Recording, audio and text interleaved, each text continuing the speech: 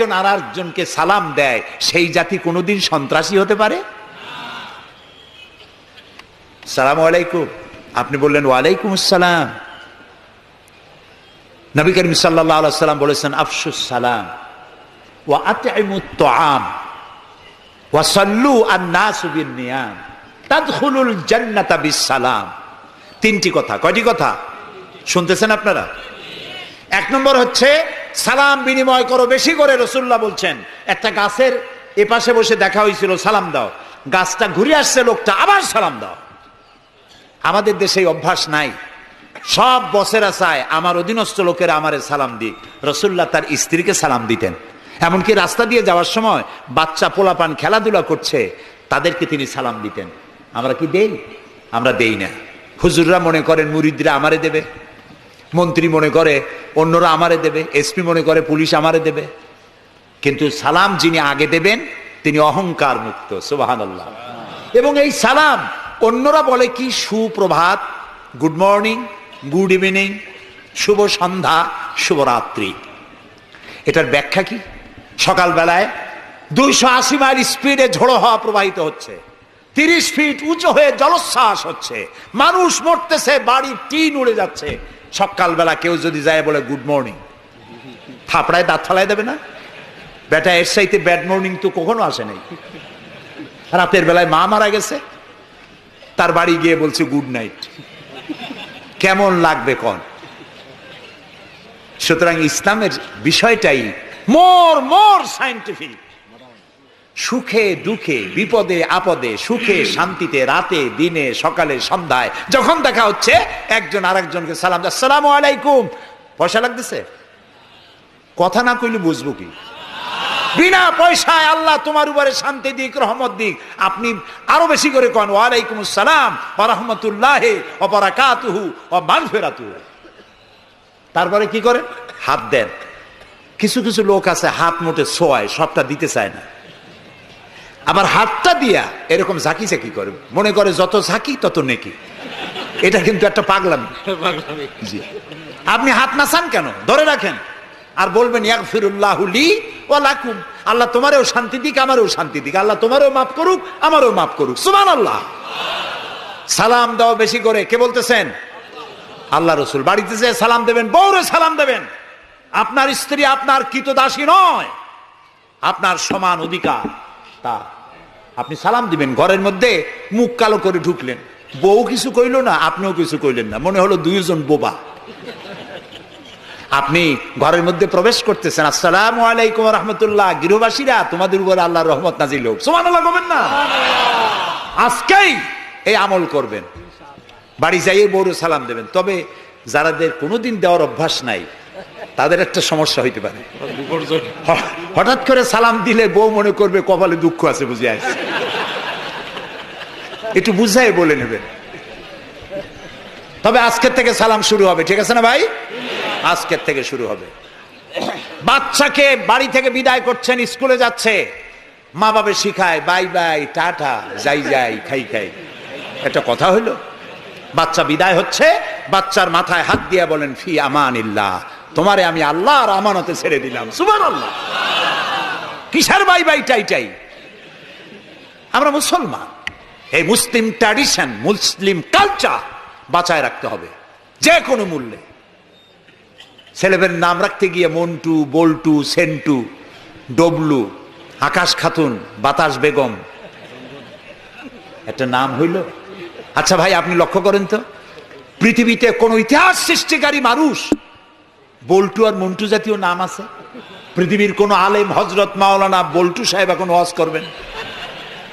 এই যে মাজার দেখতে পান, ইনি হচ্ছেন হজরত পীরে বুজুর্গ খানানে খানান সিরাজুস সালিকিন মিসবাহুল আরিফিন হজরত মাওলানা সেন্টু রহমতুল্লাহ আলাইহির মাজার আছে? এরকম নাই। আপনি নাম যত খারাপ রাখবেন, আপনার সন্তান গুন্ডা হবে, বদমাশ হবে, চাঁদাবাজ হবে, জিনাকার হবে। নাম রাখবেন মুসলমানি নাম, ভালো ভালো নাম, আরবি নাম। আলেমদের কাছে জিজ্ঞাসা করে নাম রাখবেন যে এই নামটা কি রাখবো আর নামের অর্থটা কি। আন্দাজে আবার নাম রেখেন না। কুয়েত এয়ারপোর্টে একদিন বাংলাদেশের একজনের পাসপোর্ট দেখে পুলিশেরা হাসাহাসি করতেছে। কারণ কি? কারণ হলো পাসপোর্টধারী যিনি, তার নাম হলো জামাল মিয়া, আর পিতার নাম হলো তরিক মিয়া। জামাল শব্দের অর্থ হচ্ছে উট, আর জামাল মিমে আলেফ দিয়ে যদি হয় তাহলে হয় সৌন্দর্য। এখন জামাল মানে উট, মিয়া মানে 100, ওর নাম 100 উট। আর তরিক মানে রাস্তা, মিয়া মানে 100, ওর নাম 100 উট আর ওর বাপের নাম 100 রাস্তা। 100 রাস্তার ছেলে 100 উট। তা খালি আরবি রাখলে তো হবে না, নামে আরবির অর্থ কি? জি, অর্থবোধক নাম রাখতে হবে। তাহলে আমি বলতেছিলাম রাসূলুল্লাহর হাদিস, প্রথমে দিবেন সালাম, আফশুস সালাম ওয়া আতইমুত তাআম, গরিব মিসকিনদেরকে দাওয়াত করে খাওয়াবেন, বন্ধু বান্ধবদের দাওয়াত দিয়ে খাওয়াবেন। খাওয়া খাওয়াইতে কিন্তু মহব্বত বাড়ে, চক্ষু লজ্জার সৃষ্টি হয়।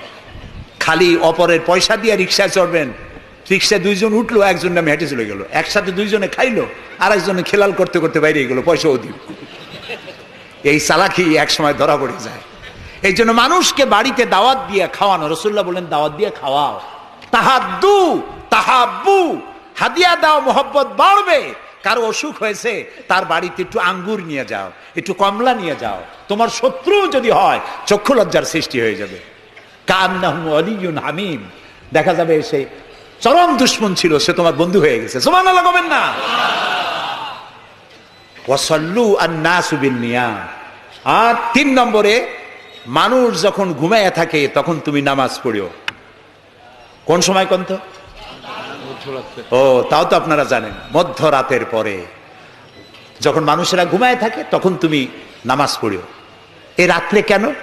কারণ মানুষের কাছে সব থেকে বড় ভালোবাসার সত্তাকে বলেন আল্লাহ, তারপরে আল্লাহ রাসূল।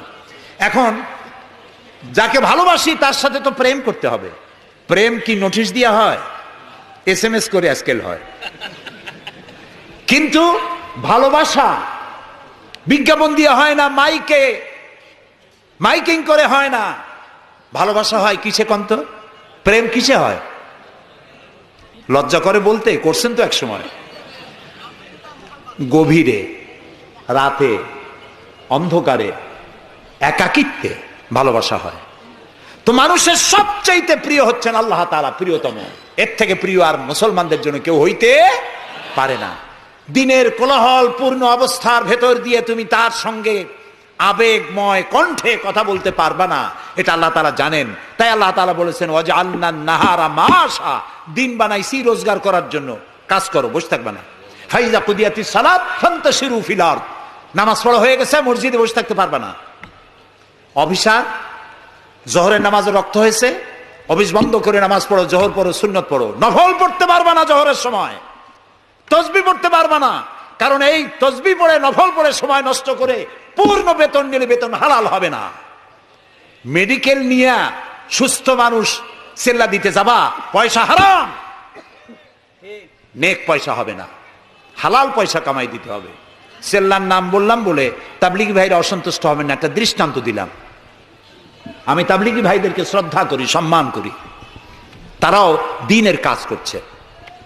সুতরাং মসজিদের ভেতরে আপনি নামাজ পড়ে আল্লাহ তাআলা বলছেন কি শোনেন, ফরজ, ফাইজা কুদিয়াতিস সালাত ফান্তাশিরু ফিল আরদ, নামাজ পড়া হয়ে গেছে, বেরিয়ে যাও।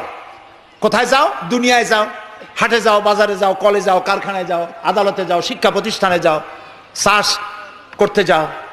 যাইয়া কি করো? আবতাগু মিন ফাদলিল্লাহ, আর আমার রিজিক, আমি যে তোমারে অনুগ্রহ করেছি, রিজিক দিয়েছি, ওই রিজিক তালাশ করে আনো। সুবহানাল্লাহ। প্রিয় ভাই সব, হযরত ওমর রাদিয়াল্লাহু তাআলা আনহু মসজিদের ভিতরে দেখলেন কিছু লোক বসা, জোহরে দেখলেন, আসরে দেখলেন, মাগরিবে দেখলেন, এশায় দেখলেন। পরের দিন ফজরের সময় সেই একই জায়গায় কয়েকটা লোক, একই লোক দেখে জিজ্ঞেস করলেন তোমরা কারা? বলল নাহনু মুতাওয়াক্কিলিন, আমরা আল্লাহর উপরে ভরসা করি এবং আল্লাহর উপরে ভরসা করে এখানে জিকির আজগার করি। খাও কি? কয় যে আমাদের এই জিকির আজগার দেখে পাশের লোকেরা ভাত রাইন্দে আমাকে খাওয়ায়। রাসূলুল্লাহ বললেন তোমরা তো মুতাওয়াক্কিলুন, তোমরা তো অন্যের উপরে নির্ভরশীল, আল্লাহর উপরে তো নির্ভরশীল তোমরা নও।